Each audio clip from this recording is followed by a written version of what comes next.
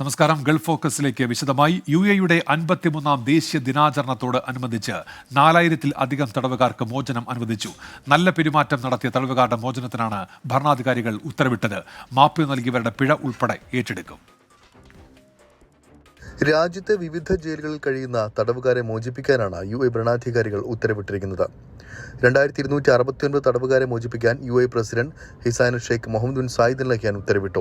1169 പേരെ മോചിപ്പിക്കാൻ ദുബായ് ഭരണാധികാരി his highness Sheikh Mohammed bin Rashid Al മക്തൂമും 683 പേരെ മോചിപ്പിക്കാൻ ഷാർജ ഭരണാധികാരി his highness Sheikh doctor Sultan bin Mohammed Al ഖാസിമിയും 118 പേരെ വിട്ടയക്കാൻ ഷാർജ ഭരണാധികാരിയും ഉത്തരവിട്ടു. ക്ഷമ, സഹിഷ്ണുത എന്നീ മൂല്യങ്ങളെ അടിസ്ഥാനമാക്കിയുള്ള UAE ഭരണാധികാരികളുടെ മാനുഷിക പരിഗണനയുടെ ഭാഗമായാണ് നടപടി. നല്ല പെരുമാറ്റം കാഴ്ചവെച്ച തടവുകാരുടെ മോചനത്തിനാണ് വഴി ഒരുങ്ങിയിരിക്കുന്നത്. തടവുകാർക്ക് അവരുടെ ജീവിതത്തിൽ പുതിയ അധ്യായം ആരംഭിക്കാൻ അവസരം ഒരുങ്ങുന്നതോടൊപ്പം കുടുംബങ്ങളുടെയും സമൂഹത്തിന്റെയും ഉന്നമനത്തിന് ക്രിയാത്മകമായ സംഭാവന ചെയ്യാൻ അവസരമൊരുക്കുകയുമാണ് ലക്ഷ്യമെന്ന് ഭരണാധികാരികൾ വ്യക്തമാക്കി. ഇവരുടെ പിഴത്തുകയും ഏറ്റെടുക്കും. തടവുകാർക്ക് എത്രയും പെട്ടെന്ന് കുടുംബങ്ങളുടെ അടുത്തെത്താനുള്ള സാഹചര്യം ഒരുക്കാൻ നിർദ്ദേശം നൽകിയതായും അധികൃതർ അറിയിച്ചു. 24 ദുബായ്. സൗദി അറേബ്യയിൽ വിനോദസഞ്ചാരികളുടെ മൂല്യവർദ്ധിത നികുതി റീഫണ്ട് ചെയ്യാനുള്ള സൗകര്യം വരുന്നു. അടുത്ത വർഷം പുതിയ സംവിധാനം പ്രാബല്യത്തിൽ വരും. അടുത്ത സാമ്പത്തിക വർഷത്തേക്കുള്ള സൗദിയുടെ പൊതു ബജറ്റിലാണ് വാറ്റ് റീഫണ്ടുമായി ബന്ധപ്പെട്ട കാര്യങ്ങൾ പറയുന്നത്. വിനോദസഞ്ചാരികളുടെ മൂല്യവർദ്ധിത നികുതി റീഫണ്ട് ചെയ്യാനുള്ള പദ്ധതി 2025-ൽ പ്രാബല്യത്തിൽ വരുമെന്ന് കഴിഞ്ഞ ദിവസം മന്ത്രിസഭ അംഗീകരിച്ച ബജറ്റിൽ പറയുന്നു. സക്കാത്ത് ടാക്സ് ആൻഡ് കസ്റ്റംസ് അതോറിറ്റിയുടെ മേൽനോട്ടത്തിലാണ് പുതിയ സ്കീം തയ്യാറാകുന്നത്. വിനോദസഞ്ചാരികളെ ആകർഷിക്കുക, ടൂറിസ്റ്റുകൾക്ക് കൂടുതൽ മെച്ചപ്പെട്ട യാത്രാനുഭവങ്ങൾ സമ്മാനിക്കുക തുടങ്ങിയവയാണ് പുതിയ പദ്ധതിയുടെ ലക്ഷ്യം. 2025ഓടെ 12.7 കോടി ടൂറിസ്റ്റുകളെയാണ് സൗദി ലക്ഷ്യമിടുന്നത്. ആഭ്യന്തര ടൂറിസ്റ്റുകളെയും വിദേശ ടൂറിസ്റ്റുകളെയും ആകർഷിക്കാനായി നിരവധി പദ്ധതികൾ ആസൂത്രണം ചെയ്തിട്ടുണ്ട്. എണ്ണയിതര വരുമാനം വർദ്ധിക്കാനും സ്വകാര്യ മേഖലയെ ശക്തിപ്പെടുത്താനും ഈ പദ്ധതികൾ കാരണമാകും. 2025-ൽ ടൂറിസം മേഖലയിൽ 346.6 ബില്യൺ റിയാൽ ചെലവാണ് പ്രതീക്ഷിക്കുന്നത്. 2023-ൽ മാത്രം 10.4 കോടി ടൂറിസ്റ്റുകൾ സൗദിയിലെത്തി. ഇതിൽ 2.7 കോടിയും വിദേശികളായിരുന്നു. അതായത് 7 വർഷം മുമ്പ് തന്നെ വിഷൻ 2030-ന്റെ ടൂറിസം പദ്ധതി ലക്ഷ്യം കണ്ടു. ഈ വർഷം ആദ്യത്തെ 6 മാസത്തിനിടെ 6 കോടിയോളം സന്ദർശകർ സൗദിയിലെത്തി. വർഷാവസാനമാകുമ്പോഴേക്കും 12 കോടിയോളം ടൂറിസ്റ്റുകൾ എത്തുമെന്നാണ് പ്രതീക്ഷ. ടൂറിസം മേഖലയിലെ നിക്ഷേപവും കഴിഞ്ഞ കാലയളവിൽ വർദ്ധിച്ചു. ഓഗസ്റ്റിലെ കണക്കനുസരിച്ച് 800 കോടി റിയാലാണ് നിക്ഷേപം. വർഷാവസാനത്തോടെ 15 കോടിയിലെത്തുമെന്നാണ് പ്രതീക്ഷ. ജലീൽ കണമകലം, 24 ജിദ്ദ. സൗദി അറേബ്യയിലേക്ക് യാത്ര ചെയ്യുന്ന തീർത്ഥാടകർക്ക് മെനിങ്കോകോക്കൽ പ്രതിരോധ കുത്തിവയ്പ് നിർബന്ധമാക്കിയതായി ഖത്തർ പൊതുജന ആരോഗ്യ മന്ത്രാലയം. യാത്രയ്ക്ക് 10 ദിവസം മുൻപെങ്കിലും വാക്സിൻ എടുക്കണം എന്നാണ് നിർദ്ദേശം. ഉംറ നിർവഹിക്കാനോ പ്രവാചകന്റെ പള്ളി സന്ദർശിക്കുന്നതിനോ സൗദിയിലേക്ക് യാത്ര ചെയ്യുന്ന എല്ലാ പൗരന്മാർക്കും താമസക്കാർക്കും മെനിങ്കോകോക്കൽ അഥവാ ക്വാഡ്രിവാലന്റ് AC YW വാക്സിൻ നിർബന്ധമായിരിക്കും. 1 വയസ്സും അതിൽ കൂടുതലുമുള്ള കുട്ടികളും ഉൾപ്പെടെ എല്ലാവരും യാത്രയ്ക്ക് 10 ദിവസം മുമ്പെങ്കിലും വാക്സിൻ എടുത്തിരിക്കണമെന്നാണ് നിർദ്ദേശം. തീർത്ഥാടകരുടെയും സന്ദർശകരുടെയും ആരോഗ്യവും സുരക്ഷയും ലക്ഷ്യമാക്കിയാണ് തീരുമാനമെന്ന് മന്ത്രാലയം അറിയിച്ചു. ഹജ്ജ്, ഉംറ തീർത്ഥാടകർക്ക് ആവശ്യമായ എല്ലാ വാക്സിനുകളും പ്രാഥമിക ആരോഗ്യ കോർപ്പറേഷൻ കേന്ദ്രങ്ങളിൽ ലഭ്യമാണെന്നും ആരോഗ്യ അപകട സാധ്യതകൾ ഏറ്റവും കൂടുതൽ ബാധിക്കുന്ന വിഭാഗക്കാർ രോഗപ്രതിരോധത്തിനായി ശുപാർശ ചെയ്യപ്പെടുന്ന ആരോഗ്യ മാർഗനിർദ്ദേശങ്ങൾ പാലിക്കണമെന്നും മന്ത്രാലയം വ്യക്തമാക്കി. തീർത്ഥാടകർക്ക് COVID-19 സീസണൽ ഇൻഫ്ലുവൻസ വാക്സിൻ നിർബന്ധമല്ലെങ്കിലും സൗദി അധികൃതർ ഇതും ശുപാർശ ചെയ്തിട്ടുണ്ടെന്നും മന്ത്രാലയം ഓർമ്മിപ്പിച്ചു. അതേസമയം വൈൽഡ് പോളിയോ വൈറസ് അല്ലെങ്കിൽ വാക്സിൻ ഡെറൈവ്ഡ് പോളിയോ വൈറസ് പ്രചരിക്കുന്ന രാജ്യങ്ങളിൽ നിന്നുള്ള തീർത്ഥാടകർ പോളിയോ വാക്സിൻ എടുത്തിരിക്കണമെന്നാണ് സൗദി നിർദ്ദേശം. അതുപോലെ മഞ്ഞപ്പനി ബാധിക്കുന്ന പ്രദേശങ്ങളിൽ നിന്ന് വരുന്നവരും മഞ്ഞപ്പനിക്കെതിരെയുള്ള വാക്സിൻ എടുക്കണമെന്നും നിർദ്ദേശങ്ങളിൽ പറയുന്നുണ്ട്. അൻവർ പാലേരി, 24 ദോഹ. സംഗീത വിരുന്നൊരുക്കാൻ ജാസ് ഫെസ്റ്റിവലിന് വേദിയാവാനൊരുങ്ങി Sharjah. Jazz at the island ഫെസ്റ്റിവലിന്റെ ആദ്യ പതിപ്പിന് അടുത്ത മാസം 6-ന് തുടക്കമാകും. ഷാർജ നിക്ഷേപ വികസന അതോറിറ്റിയാണ് സംഘാടകർ. ശൈത്യകാലം സംഗീത സാന്ദ്രമാക്കാൻ ഒരുങ്ങുകയാണ് Sharjah. Jazz at the island ഫെസ്റ്റിവലിന്റെ ആദ്യ പതിപ്പ് Sharjah, Al Noor island, flag island എന്നിവിടങ്ങളിൽ അരങ്ങേറും. ഡിസംബർ 6, 7, 14 എന്നീ തീയതികളിലായാണ് പരിപാടി നടക്കുക. ഡിസംബർ 6, 7 തീയതികളിലായാണ് അൽനൂർ ദ്വീപിലെ പരിപാടി. ഫ്രഞ്ച് അൾജീരിയൻ സംഗീതജ്ഞ നസ്രീൻ, ഇറ്റാലിയൻ സംഘം മൊസറ്റോണോ എന്നിവരാണ് ഡിസംബർ 6-ന് വേദിയിലെത്തുക. ഷാർജ പെർഫോമിംഗ് ആർട്സ് അക്കാദമിയിലുള്ള ബാൻഡ് സംഘമായ സെൻസേഷന്റെ ജാസ് പ്രകടനവും അന്ന് അരങ്ങേറും. ഡിസംബർ 7-ന് പ്രശസ്ത ലെബനീസ് ഗായിക ടാനിയ കസീസിനും ഒപ്പം Serbian ഗായികയും പിയാനിസ്റ്റുമായ Alexandra ക്രിസ്റ്റിക്കും വേദിയിലെത്തും. Egyptian composer ramie അത്തലയുടെ നേതൃത്വത്തിലുള്ള പിയാനോ ശില്പശാലയും അന്നേ ദിവസം അൽനൂർ ഐലൻഡിൽ നടക്കും. ഡിസംബർ 14-ന് ഷാർജ ഫ്ലാഗ് ഐലൻഡിലാണ് പരിപാടി നടക്കുക. പ്രശസ്ത സംഗീത ട്രൂപ്പായ ട്രയോ ജുബ്രാന്റെ നേതൃത്വത്തിലുള്ള സംഗീത നിശയാണ് ഷാർജ ഫ്ലാഗ് ഐലൻഡിലെ പ്രത്യേകത. സാംസ്കാരിക വിനോദസഞ്ചാരത്തിലൂടെയും ലോകോത്തര കലാപരിപാടികളിലൂടെയും ഷാർജയെ കൂടുതൽ മുന്നോട്ട് നയിക്കാനുള്ള ഷുറൂഖിന്റെ ശ്രമങ്ങളുടെ തുടർച്ചയാണ് ജാസ് അറ്റ് ദി ഐലൻഡ് എന്ന് ഷാർജ നിക്ഷേപക വികസന അതോറിറ്റി ഈവൻസ് വിഭാഗം മേധാവി ഖുലൂദ് സാലിം അൽ ജുനൈബി പറഞ്ഞു. പരിപാടിയുടെ ടിക്കറ്റുകൾ ഓൺലൈനിൽ ലഭ്യമാണെന്നും അധികൃതർ വ്യക്തമാക്കി. 24 ദുബായ്. ജിദ്ദയിൽ OICC മലപ്പുറം ജില്ലാ കമ്മിറ്റി ഭരണഘടനാ സംരക്ഷണ സദസ്സ് സംഘടിപ്പിച്ചു. ഭരണഘടനയുടെ 75-ാം വാർഷിക ദിനത്തോട് അനുബന്ധിച്ചായിരുന്നു പരിപാടി. അസീസ് ലാക്കലിന്റെ അധ്യക്ഷതയിൽ നടന്ന പരിപാടി ഗ്ലോബൽ മെമ്പറും ജിദ്ദ OICC പ്രവാസി സേവന കേന്ദ്ര കൺവീനറുമായ അലി തേക്കുതോട് ഉദ്ഘാടനം ചെയ്തു. CM Ahmed, Ashraf Anchalan, Nasar Zain, general secretary Ismail Kooripoyil തുടങ്ങിയവർ പങ്കെടുത്തു.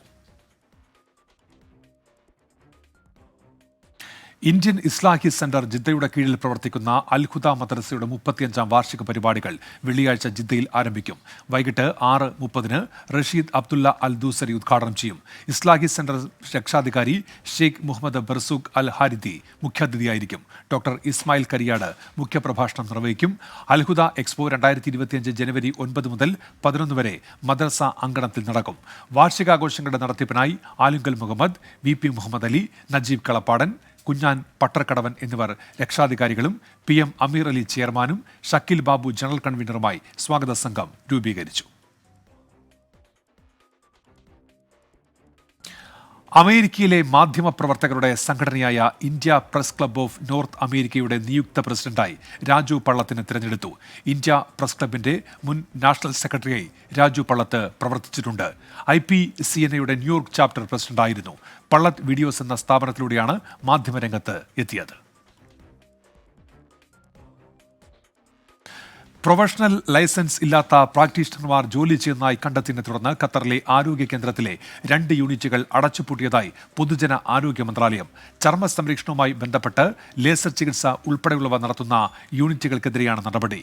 നിയമലംഘനം നടത്തിയ ആരോഗ്യ പരിചരണ കേന്ദ്രത്തിനും പ്രാക്ടീഷണർമാർക്കുമെതിരെ നിയമ നടപടികൾ സ്വീകരിച്ചതായി മന്ത്രാലയം അറിയിച്ചു. KMCC ഖത്തർ പാലക്കാട് ജില്ലാ കമ്മിറ്റിയുടെ നമ്മുടെ പാലക്കാട് ക്യാമ്പിന് തുടക്കമായി. 1 വർഷം നീണ്ടു നിൽക്കുന്ന കലാകായിക മത്സരങ്ങൾ ഉൾപ്പെടെ വൈവിധ്യമാർന്ന പരിപാടികളാണ് ക്യാമ്പയിന്റെ ഭാഗമായി നടക്കുക. 2025 ഒക്ടോബർ വരെ ക്യാമ്പയിൻ നീണ്ടു നിൽക്കും. ടുമാമ KMCC ഹാളിൽ സംഘടിപ്പിച്ച ഉദ്ഘാടന സമ്മേളനം KMCC സംസ്ഥാന പ്രസിഡന്റ് ഡോക്ടർ അബ്ദുൽ സമദ് ഉദ്ഘാടനം ചെയ്തു. ഖത്തർ സംസ്കൃതി ആർദ്രനിലാവ് സീസൺ 6 മലയാള കവിതാലാപന മത്സരത്തിൽ വിസ്മയ ബിജുകുമാർ വിജയിയായി. ഫൈനലിൽ ഷാനിം ഷംസുദ്ദീൻ 2ാം സ്ഥാനവും നജ മെഹദിൻ നാസർ 3ാം സ്ഥാനവും നേടി. സംവിധായകനും നടനും തിരക്കഥാകൃത്തുമായ മധുപാൽ വിജയികൾക്കുള്ള സമ്മാനങ്ങൾ വിതരണം ചെയ്തു. ഇസ്കോൺ മതമൗലികവാദ സംഘടനയാണെന്ന് ബംഗ്ലാദേശ് ഹൈക്കോടതിയിൽ അറ്റോർണി ജനറൽ. ഇസ്കോണിനെ നിരോധിക്കണമെന്നാവശ്യപ്പെട്ടുള്ള ഹർജിയിലാണ് ബംഗ്ലാദേശ് സർക്കാർ നിലപാട് വ്യക്തമാക്കിയത്. ഹൈന്ദവ നേതാവ് ചിന്മയ് കൃഷ്ണദാസിന്റെ അറസ്റ്റിനെ തുടർന്ന് ബംഗ്ലാദേശിലുടനീളം ഹൈന്ദവ സംഘടനകൾ വ്യാപകമായി പ്രതിഷേധങ്ങൾ നടത്തുന്ന പശ്ചാത്തലത്തിലാണ് ഭരണകൂടത്തിന്റെ നീക്കം. മതന്യൂനപക്ഷ സമുദായങ്ങളുടെ സുരക്ഷ ആവശ്യപ്പെട്ട് നിരവധി പ്രതിഷേധങ്ങൾ കൃഷ്ണദാസ് സംഘടിപ്പിച്ചിരുന്നു. സർക്കാർ ജീവനക്കാരുടെ പെൻഷൻ പ്രായം ഉയർത്തേണ്ടെന്ന് മന്ത്രിസഭാ യോഗത്തിൽ തീരുമാനം. പെൻഷൻ പ്രായം ഉയർത്താമെന്ന ചീഫ് സെക്രട്ടറി അധ്യക്ഷയായ സെക്രട്ടറിതല സമിതിയുടെ ശുപാർശ തള്ളി. സർക്കാർ ജീവനക്കാരുടെ സർവീസ് സംബന്ധിച്ച നടപടികൾ ഏകീകരിച്ച് കേരള സിവിൽ സർവീസ് കോഡ് രൂപീകരിക്കാനും തീരുമാനിച്ചു. 4ാം ഭരണപരിഷ്കാര കമ്മീഷൻ പെൻഷൻ പ്രായം 60 നിർദ്ദേശിച്ചിരുന്നു. കമ്മീഷന്റെ ശുപാർശകൾ പരിശോധിക്കാൻ നിയോഗിച്ച ചീഫ് സെക്രട്ടറിയുടെ അധ്യക്ഷതയിലുള്ള സമിതിയും പെൻഷൻ പ്രായം 60 ശുപാർശ ചെയ്തു. എന്നാൽ ഈ ശുപാർശ മന്ത്രിസഭാ യോഗം തള്ളി. സമിതിയുടെ മറ്റ് ശുപാർശകൾ അംഗീകരിക്കുകയും ചെയ്തു. സർക്കാർ ജീവനക്കാരുടെ ചട്ടങ്ങൾ സംയോജിപ്പിച്ച് കേരള സിവിൽ സർവീസ് കോഡ് രൂപീകരിക്കും. ഇതിനായി ഉദ്യോഗസ്ഥ ഭരണപരിഷ്കാര വകുപ്പിനെ ചുമതലപ്പെടുത്തി. നിയമനാധികാരികൾ എല്ലാ വർഷവും ഒഴിവുകൾ PSCക്ക് റിപ്പോർട്ട് ചെയ്യണം. റിപ്പോർട്ട് ചെയ്യുന്ന ഒഴിവുകൾ റദ്ദു ചെയ്യാനോ റാങ്ക് ലിസ്റ്റ് നിലവിലുള്ള തസ്തികകളിൽ എംപ്ലോയ്മെന്റ് നിയമനം നടത്താനോ പാടില്ലെന്നും മന്ത്രിസഭാ യോഗം നിർദ്ദേശിച്ചു. മുനമ്പം വിഷയത്തിൽ ഉടമസ്ഥത സംബന്ധിച്ച് ശാശ്വത പരിഹാരം കണ്ടെത്താൻ നിയോഗിച്ച ജുഡീഷ്യൽ കമ്മീഷനോട് 3 മാസത്തിനുള്ളിൽ റിപ്പോർട്ട് സമർപ്പിക്കാൻ ആവശ്യപ്പെടും. വിഴിഞ്ഞം അന്താരാഷ്ട്ര തുറമുഖവുമായി ബന്ധപ്പെട്ട് സംസ്ഥാന സർക്കാരും അദാനി വിഴിഞ്ഞം പോർട്ടും സപ്ലിമെന്ററി കൺസെഷൻ കരാറിൽ ഏർപ്പെടാൻ മന്ത്രിസഭ അംഗീകാരം നൽകി. പദ്ധതി കാലയളവ് 5 വർഷം കൂടി നീട്ടി നൽകും. പദ്ധതിക്ക് കാലതാമസം വന്നതിനാൽ പിഴയായി നിശ്ചയിച്ച 219 കോടി രൂപയിൽ 43 കോടി 80 ലക്ഷം രൂപ ഇപ്പോൾ പിഴയായി ഈടാക്കും. ബാക്കി തുക 2028 വരെ തടഞ്ഞുവെക്കും. 2028 പദ്ധതി പൂർണ്ണമായി പൂർത്തീകരിക്കാൻ കഴിയാത്ത സാഹചര്യം വന്നാൽ തടഞ്ഞുവെച്ച തുക സർക്കാർ ഈടാക്കും. തൃശൂർ നാട്ടികയിൽ വാഹനാപകടത്തിൽ മരണപ്പെട്ടവരുടെ ആശ്രിതരെ കണ്ടെത്തി ധനസഹായം നൽകും. PSC അംഗമായി ഇർഷ ടി ഗോപാലിനെ നിയമിക്കാൻ ഗവർണർക്ക് മന്ത്രിസഭാ യോഗം ശുപാർശ ചെയ്തു. 24 തിരുവനന്തപുരം. സാമൂഹ്യ സുരക്ഷാ പെൻഷൻ അനധികൃതമായി കൈപ്പറ്റിയ സർക്കാർ ജീവനക്കാർ, കോളേജ് സ്കൂൾ അധ്യാപകരും ഗസറ്റഡ് ഓഫീസേഴ്സും ഉൾപ്പെടെ 1458 ജീവനക്കാർ ക്ഷേമ പെൻഷൻ കൈപ്പറ്റിയെന്ന് അന്വേഷണത്തിൽ കണ്ടെത്തി. തുക പലിശ സഹിതം തിരിച്ചുപിടിക്കുമെന്നും അച്ചടക്ക നടപടി സ്വീകരിക്കാൻ നിർദ്ദേശം നൽകിയെന്നും ധനമന്ത്രി KN ബാലഗോപാൽ അറിയിച്ചു. 24 ബിഗ് ബ്രേക്കിംഗ്. ക്ഷേമ പെൻഷൻ തട്ടിപ്പിന് തടയിടാനായിരുന്നു വിശദമായ പരിശോധനയ്ക്ക് ഇൻഫർമേഷൻ കേരള മിഷനെ ചുമതലപ്പെടുത്തിയത്. പ്രാഥമിക റിപ്പോർട്ട് തന്നെ ഞെട്ടിക്കുന്നത്. സർക്കാർ ജീവനക്കാരായി തുടരുന്ന 1458 പേർ ശമ്പളത്തിനോടൊപ്പം 1600 രൂപ ക്ഷേമ പെൻഷനും കൈപ്പറ്റുന്നു. ഇതിൽ 2 കോളേജ് അധ്യാപകരും 3 ഹയർ സെക്കൻഡറി അധ്യാപകരും ഉൾപ്പെടും. അനധികൃതമായി കൈപ്പറ്റിയ തുക പലിശ സഹിതം തിരികെ പിടിക്കും. ഇവർക്കെതിരെ വകുപ്പുതല നടപടിക്കും ശുപാർശ ചെയ്യുമെന്ന് ധനവകുപ്പ്. പ്രാഥമികമായ ഒരു അന്വേഷണത്തിനകത്ത് 1400ഓളം വരുന്ന സർക്കാർ ശമ്പളം വാങ്ങുന്ന വിവിധ ജീവനക്കാർ സാമൂഹ്യക്ഷേമ പെൻഷൻ മേടിക്കുന്നതായിട്ട് കണ്ടെത്തിയ ഒരു ഫയൽ വന്നിട്ടുണ്ട്. അത് സംബന്ധിച്ച് വളരെ കൃത്യമായി അന്വേഷിച്ച് ആവശ്യമായ നടപടികൾ എടുക്കാൻ വേണ്ടിയിട്ട് നിർദ്ദേശം വകുപ്പുകൾക്ക് നൽകിയിട്ടുണ്ട്.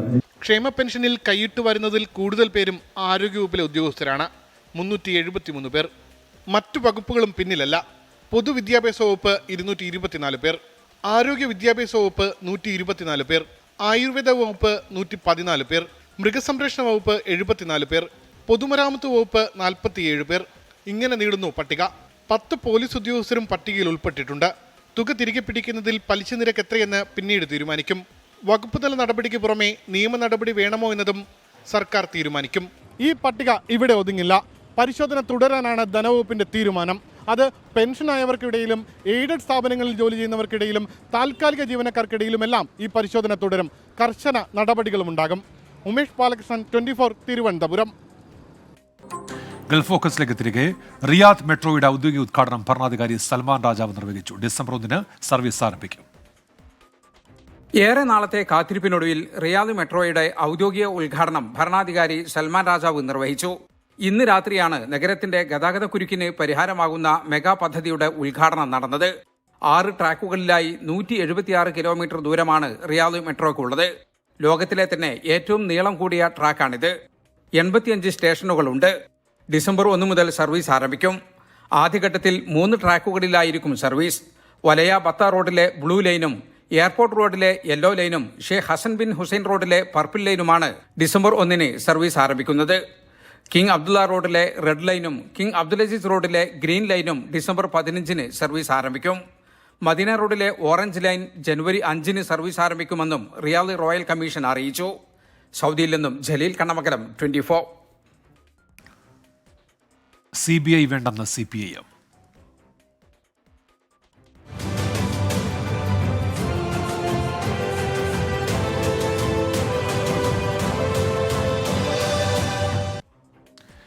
ADMK നവീൻ ബാബുവിന്റെ മരണത്തിൽ CBI അന്വേഷണം വേണമെന്ന കുടുംബത്തിന്റെ ആവശ്യം തള്ളി CPIM. CBI കൂട്ടിലടച്ച തത്തയാണെന്ന് സംസ്ഥാന സെക്രട്ടറി MV ഗോവിന്ദൻ.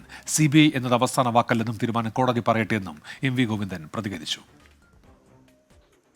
സർക്കാർ കോടതിയിൽ നിലപാട് വ്യക്തമാക്കാനിരിക്കെ CBI അന്വേഷണ ആവശ്യം തള്ളി CPIM സംസ്ഥാന സെക്രട്ടറി MV ഗോവിന്ദൻ. CBI അന്വേഷണത്തിൽ ഞങ്ങൾക്ക് നല്ല വ്യക്തമായ നിലപാടുണ്ടല്ലോ.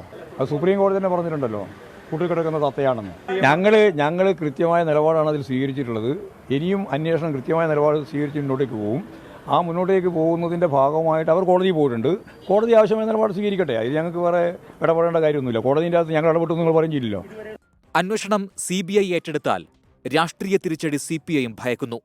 വിവാദ പെട്രോൾ പമ്പ് അപേക്ഷകൻ TV പ്രശാന്തിനെതിരായ ബെനാമി ആരോപണം, കൈക്കൂലി പരാതി വ്യാജമെന്ന ആരോപണം എന്നിവയിലെ അന്വേഷണം പാർട്ടിയെ പ്രതിരോധത്തിലാക്കുമോ എന്നാണ് ആശങ്ക.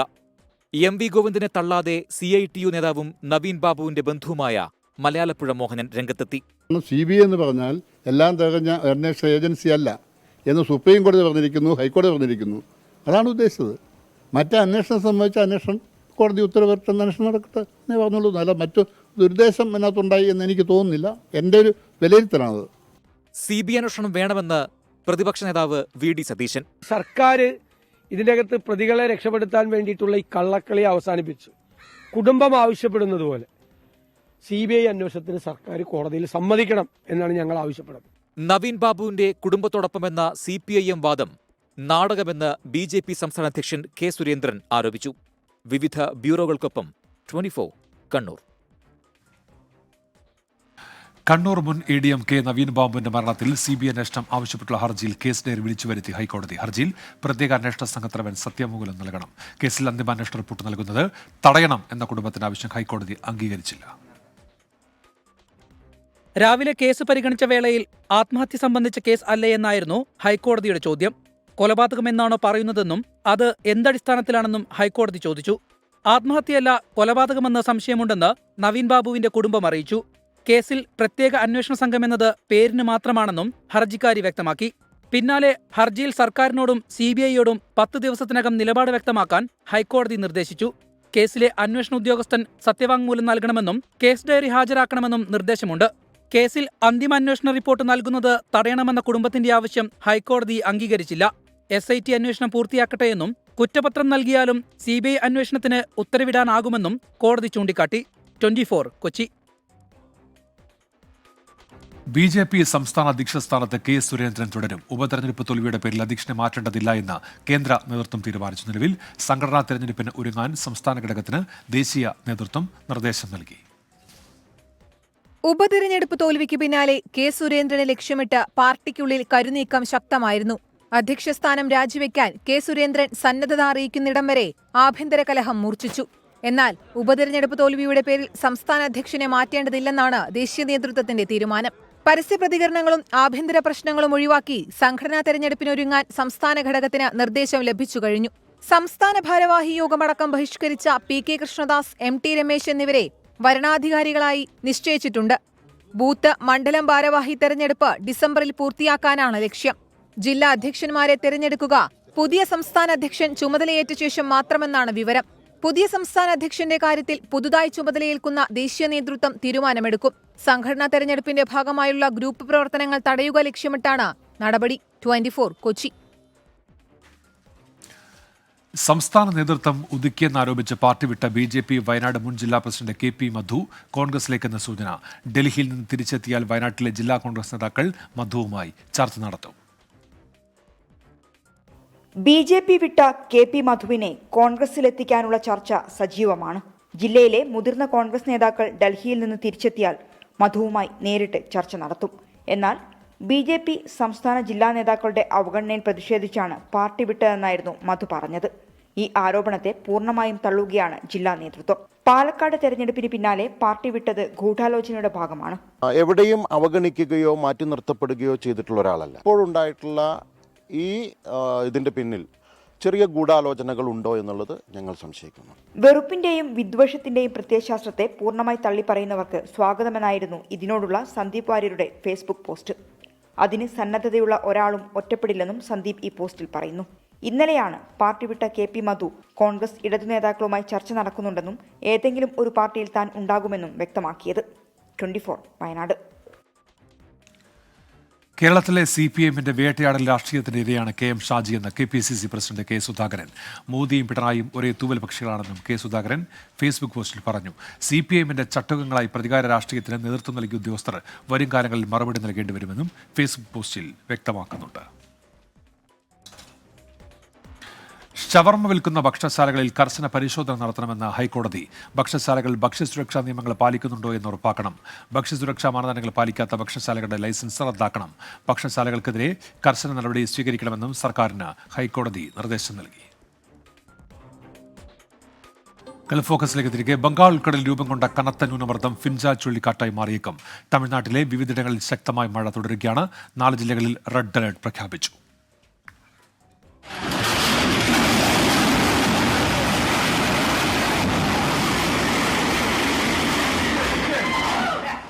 ബംഗാൾ ഉൾക്കടലിൽ രൂപം കൊണ്ട കനത്ത ന്യൂനമർദ്ദം 12 മണിക്കൂറിനുള്ളിൽ ഫിൻജാൽ ചുഴലിക്കാറ്റായി മാറുമെന്നാണ് കാലാവസ്ഥാ നിരീക്ഷണ കേന്ദ്രത്തിന്റെ മുന്നറിയിപ്പ്. നിലവിൽ ചെന്നൈയിൽ നിന്ന് തെക്ക് കിഴക്കായി 570 കിലോമീറ്റർ അകലെയാണ് ന്യൂനമർദ്ദമുള്ളത്. വടക്ക് പടിഞ്ഞാറൻ തമിഴ്നാട്ടിലേക്ക് ഇത് നീങ്ങുമെന്നാണ് കരുതുന്നത്. കടലൂർ, മയിലാടുതുറൈ, നാഗപട്ടണം, തഞ്ചാവൂർ ജില്ലകളിലാണ് റെഡ് അലേർട്ട്. 6 ഇടങ്ങളിൽ ഓറഞ്ച് അലേർട്ടാണ്. കാവേരി നദീതട ജില്ലകളിൽ കനത്ത ജാഗ്രതാ നിർദ്ദേശമാണ് നൽകിയിരിക്കുന്നത്. വിവിധയിടങ്ങളിൽ കടൽക്ഷോഭം രൂക്ഷമാണ്. തിരുവാരൂർ, മയിലാടുതുറൈ ജില്ലകളിൽ വ്യാപക കൃഷിനാശമുണ്ടായി. 2000 ഏക്കർ കൃഷി നശിച്ചതായി കർഷകർ പറയുന്നു. പുതുച്ചേരിയിലും ആന്ധ്രാപ്രദേശിലും ശക്തമായ മഴയുണ്ടാകും. മുഖ്യമന്ത്രി MK സ്റ്റാലിനും ഉപമുഖ്യമന്ത്രി ഉദയനിധി സ്റ്റാലിനും സ്ഥിതിഗതികൾ വിലയിരുത്തി. SDRF, NDRF സംഘങ്ങൾ സജ്ജമാണ്. ദുരിതാശ്വാസ ക്യാമ്പുകൾ ആവശ്യാനുസരണം തുറക്കും. 24 ചെന്നൈ. തമിഴ്നാട്ടിൽ റോഡരികിൽ വിശ്രമിക്കുമ്പോൾ കാർ പാഞ്ഞു കയറി 5 സ്ത്രീകൾക്ക് ദാരുണാന്ത്യം. ചെങ്കൽപ്പേട്ടിലെ മഹാബലിപുരത്താണ് സംഭവം. മദ്യലഹരിയിൽ കാർ ഓടിച്ച കോളേജ് വിദ്യാർത്ഥിയെയും സുഹൃത്തിനെയും പോലീസ് പിടികൂടി.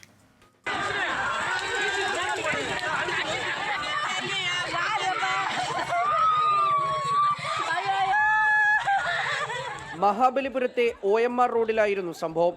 കന്നുകാലികളെ മേയ്ക്കുന്ന 5 സ്ത്രീകൾ റോഡിന് സമീപം വിശ്രമിക്കുകയായിരുന്നു. ഇതിനിടയിലാണ് നിയന്ത്രണം വിട്ടുവന്ന കാർ ഇവരുടെ ശരീരത്തിലൂടെ പാഞ്ഞുകയറിയത്. പണ്ഡിതമേട് സ്വദേശികളായ വിജയ, യശോദ, കാത്തായി, ഗൗരി, ആനന്ദമ്മാൾ എന്നിവർ സംഭവസ്ഥലത്ത് വെച്ച് തന്നെ മരിച്ചു. സമീപത്തെ കോളേജിൽ പഠിക്കുന്ന 4 വിദ്യാർത്ഥികളായിരുന്നു കാറിലുണ്ടായിരുന്നത്. കാർ ഓടിച്ചിരുന്ന ജോഷുവ എന്ന 19-കാരനെയും ഇയാളുടെ സുഹൃത്തിനെയും നാട്ടുകാർ തടഞ്ഞുവെച്ച് തിരുപ്പോറൂർ പോലീസിന് കൈമാറി. മറ്റു 2 പേർ ഓടി രക്ഷപ്പെട്ടു. പ്രതികളെ നാട്ടുകാർ ചേർന്ന് മർദ്ദിക്കാൻ ശ്രമിച്ചു. ചെങ്കൽപ്പേട്ട് SP-യും സ്ഥലത്തെത്തി. പ്രതികളെ വൈദ്യപരിശോധനയ്ക്ക് ശേഷം തിരുപ്പോരൂർ പോലീസ് സ്റ്റേഷനിൽ എത്തിച്ചിട്ടുണ്ട്. രക്ഷപ്പെട്ട 2 പേർക്കായി തെരച്ചിൽ ആരംഭിച്ചു. 24 ചെന്നൈ. വഖഫ് നിയമ ഭേദഗതി ബില്ല് പാർലമെന്റിന്റെ ശീതകാല സമ്മേളനത്തിൽ അവതരിപ്പിക്കില്ല. ഇന്ന് ചേർന്ന സംയുക്ത പാർലമെന്ററി സമിതി യോഗത്തിനിടെ നാടകീയ രംഗങ്ങളാണ് ഉണ്ടായത്. വഖഫ് നിയമ ഭേദഗതി ബില്ല് പരിഗണിക്കാനായി ഇന്ന് പാർലമെന്റ് അനക്സിൽ ചേർന്ന സംയുക്ത പാർലമെന്ററി സമിതി യോഗത്തിലാണ് നാടകീയ നീക്കങ്ങൾ. ന്യൂനപക്ഷ വിഭാഗത്തെ ബാധിക്കുന്ന സുപ്രധാന ബില്ലിൽ വിശദമായ പരിശോധന ആവശ്യമാണെന്നും സമയപരിധി നീട്ടണമെന്നും പ്രതിപക്ഷാംഗങ്ങൾ ആവശ്യപ്പെട്ടു. ഈ ആവശ്യം തള്ളിയ സമിതി അധ്യക്ഷൻ ജഗദാംബിക പാൽ JPC റിപ്പോർട്ടിന്റെ കരട് വെള്ളിയാഴ്ച സമർപ്പിക്കുമെന്ന് അറിയിച്ചു. തുടർന്ന് യോഗം ബഹിഷ്കരിച്ചിറങ്ങിയ പ്രതിപക്ഷാംഗങ്ങൾ മാധ്യമങ്ങൾക്ക് മുന്നിൽ പൊട്ടിത്തെറിച്ചു.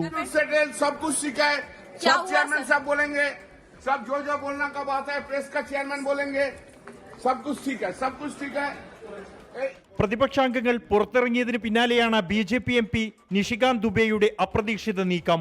സമയപരിധി ബജറ്റ് സമ്മേളനം വരെ നീട്ടണമെന്ന് ദുബെ ആവശ്യപ്പെട്ടു. ഇതോടെ പ്രതിപക്ഷാംഗങ്ങളും യോഗത്തിൽ തിരിച്ചെത്തി. സമിതിയുടെ കാലാവധി ബജറ്റ് സമ്മേളനത്തിന്റെ അവസാന ദിനം വരെ നീട്ടാൻ ഏകകണ്ഠമായി തീരുമാനിച്ചു. കാലാവധി നീട്ടിയതോടെ ലിസ്റ്റ് ചെയ്ത ബില്ല് ശീതകാല സമ്മേളനത്തിൽ ഉണ്ടാകില്ല. 2025 ഏപ്രിൽ വരെ JPCയുടെ കാലാവധി ഉണ്ടെന്നിരിക്കെ ബജറ്റ് സമ്മേളനത്തിലും ബില്ല് അവതരിപ്പിക്കാൻ സാധ്യത മങ്ങി. സമിതി തീരുമാനം അധ്യക്ഷൻ ജഗദാംബിക പാൽ പാർലമെന്റിൽ അവതരിപ്പിച്ച് പാസാക്കുന്നതോടെ കാലാവധി നീട്ടൽ ഔദ്യോഗികമായി നിലവിൽ വരും. 24 ഡൽഹി. അദാനിക്കെതിരായ അഴിമതി ആരോപണത്തിൽ പ്രക്ഷുബ്ധമായി പാർലമെന്റ്. അദാനി വിഷയം ചർച്ച ചെയ്യണം എന്നാവശ്യപ്പെട്ട് പ്രതിപക്ഷം ബഹളം വെച്ചതോടെ ഇരുസഭകളും തുടർച്ചയായി 2ാം ദിവസവും തടസ്സപ്പെട്ടു. അദാനി അറസ്റ്റ് ചെയ്യണമെന്ന ആവശ്യത്തിൽ ഉറച്ചു നിൽക്കുന്നുവെന്ന് രാഹുൽ ഗാന്ധി വ്യക്തമാക്കി. ഗൗതം അദാനിക്കെതിരെ കൈക്കൂലിക്കുറ്റം ചുമത്തിയിട്ടില്ലെന്ന് അദാനി ഗ്രൂപ്പ് അറിയിച്ചു. ഗൗതം അദാനിക്കെതിരെ ഉയർന്ന അഴിമതി ആരോപണം പാർലമെന്റിന്റെ ഇരുസഭകളെയും തുടർച്ചയായി 2ാം ദിവസവും പ്രക്ഷുബ്ധമാക്കി. प्रश्न संख्या 21 मीडिया के अंदर लाया जाता था, वो एडिटोरियल चेक आज खत्म हो गया है. उस एडिटोरियल ലോക്സഭ സമ്മേളിച്ച ഉടൻ തന്നെ പ്രതിപക്ഷം ബഹളമുയർത്തിയതോടെ സഭ തടസ്സപ്പെട്ടു. 12 മണിക്ക് വീണ്ടും സമ്മേളിച്ചപ്പോഴും പ്രതിപക്ഷം ബഹളം തുടർന്നു. നടപടിക്രമങ്ങളുമായി മുന്നോട്ടു പോകാൻ സർക്കാർ ശ്രമിച്ചെങ്കിലും ഫലമുണ്ടായില്ല. സഭ की कार्रवाई गुरुवार दिनांक 28 नवंबर 2026 को प्रातः 11 बजे तक के लिए स्थगित की जाती है. അദാനി വിഷയം ചർച്ച ചെയ്യണമെന്ന അടിയന്തര പ്രമേയ നോട്ടീസുകൾ ചെയർമാൻ തള്ളിയതോടെ പ്രതിപക്ഷ ബഹളത്തിൽ രാജ്യസഭയും പിരിഞ്ഞു. മുതിർന്ന കോൺഗ്രസ് നേതാവ് ജയറാം രമേശ് ആണ് ഇന്ന് രാജ്യസഭയിൽ വിഷയം ഉന്നയിച്ചത്. അദാനിയെ സർക്കാർ സംരക്ഷിക്കുകയാണെന്നും അദാനിയെ അറസ്റ്റ് ചെയ്യണമെന്നും ആവശ്യത്തിൽ ഉറച്ചു നിൽക്കുന്നുവെന്നും സഭയ്ക്ക് പുറത്തുവെച്ച് രാഹുൽ ഗാന്ധി പ്രതികരിച്ചു. Which world are you living in, brother? Obviously, he's going to deny the charges. Point is, he has to be arrested, as we have said. Hundreds of people are being arrested on tiny charges. The gentleman has been indicted in the United States for thousands of crores. He should be in jail. അദാനിക്കെതിരായ അമേരിക്കയിലെ കുറ്റപത്രത്തിൽ securities തട്ടിപ്പ്, criminal ഗൂഢാലോചനയടക്കമുള്ള 3 കുറ്റങ്ങൾ ചുമത്തിയതായി Adani group സമ്മതിച്ചു. എന്നാൽ ഗൗതം അദാനി, സാഗർ അദാനി, വിനീത് ജെയിൻ എന്നിവർക്കെതിരെ കൈക്കൂലി കുറ്റം ചുമത്തിയിട്ടില്ലെന്നുമാണ് അദാനി ഗ്രൂപ്പിന്റെ വിശദീകരണം. 24 ഡൽഹി. ഗൾഫ് ഫോക്കസ് പൂർത്തിയാവുകയാണ്. Good night.